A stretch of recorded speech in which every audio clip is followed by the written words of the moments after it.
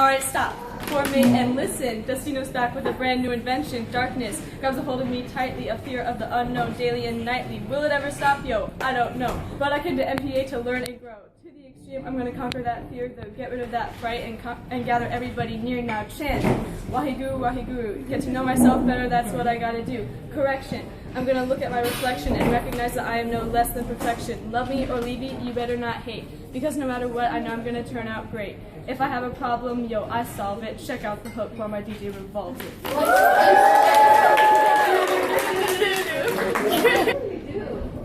What can you do when the fear follows you? Run away will not help. You have to fight with yourself. Stay strong like a wall and go towards your fear to make it disappear. Fear is a bear inside of you. It is always there, whether asleep or hungry and awake. It is something we can face and later on embrace, or something we can turn away and let stay.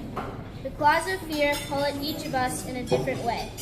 Fear of a crowd or fear of being alone. The hunger of fear can either be used as motivation or it can hold us down.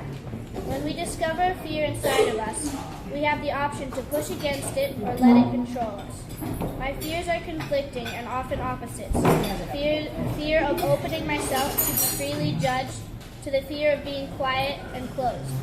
Fear of failing to achieve my expectations as well as others, to the fear of achieving the wrong expectations. Strength comes in many different forms, but everyone should have strength in themselves. I am bright and beautiful, I am calm and relaxed, I am strong whatever the problem, I can climb every mountain. I find the strength in myself to face the bear. The strength comes from no one else. I finally decided on my fear of public speaking.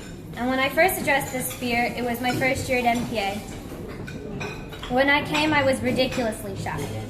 I prevented myself from participating in certain activities because of it too. It wasn't until one Searching Sub-Studies, when Gurmit Huddy had me tune the class in, that I was made to face that fear. When she told me to tune the class in, I fought and begged her not to make me do it, but that did no good. In the end, I had to do it, and during the class I held it together, but as soon as the period was over, I left and began to cry. But even as I cried, some part of me was happy because I'd done it. I tuned the class in and pushed through my fear. It's never fully gone away. Every time I get in front of people and I have to speak, I dread it. But I always look back on that occasion and remember how easily I can push through it. And now I am here in front of you speaking, and I know I won't cry after, and it isn't as hard as it used to be, because I was challenged to face it. Face my fear, because without that one Searching Sub-Studies class, I would not have been able to effectively teach a yoga class or even lead sadhana at solstice.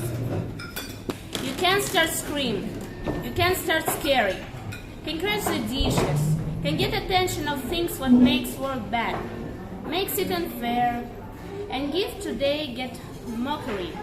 And in some points, you can be right. Sometimes life sucks and punch you hard. But that's a reason. When across all sadness, madness, and confuses, you can get up hand and say with pride, yes, life definitely can be sucks, but I'm still here. I'm still alive. Yeah! Satnam, this poem is written by me and Simran. It's really short and it is about fear. Fear is an emotion that lets you down every time and tries to control you, but it's your choice if you want your fear to control you or you who control your fear. To lose someone I love is hard for me to get over, but what can I do? That's my fear. When my fears comes closer, I try to move further, but to face my fears is the only way to make me stronger. I am the light of my soul, I am beautiful, I am bountiful, I am who I am. Thank you.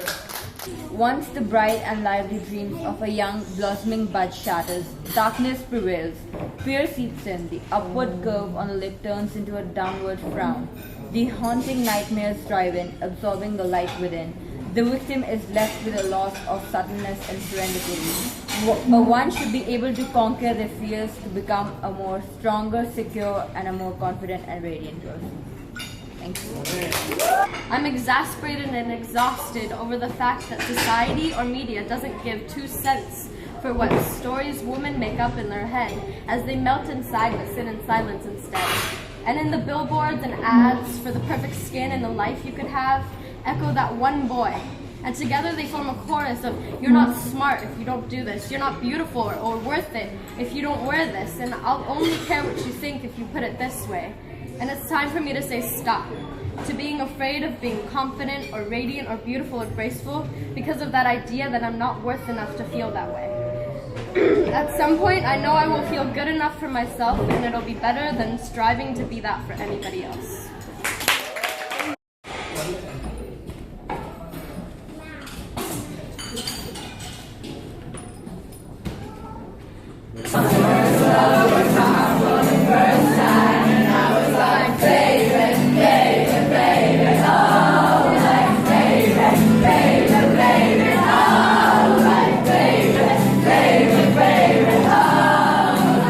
Always be